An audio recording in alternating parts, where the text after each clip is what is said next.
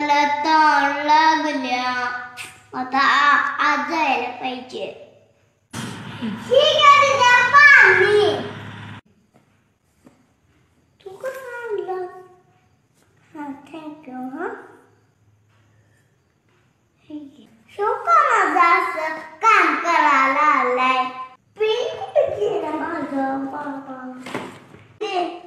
मी आहे की. तुला पण खायला आणायचं का ग? आण बिस्किट आण. हे आगे दिदे पेन. हे दे इकडे. बरं आहे का तू? टाकायला ए तुला काय पाहिजे तेवढं सांग. एवढं काय मला काय जेवत नाही.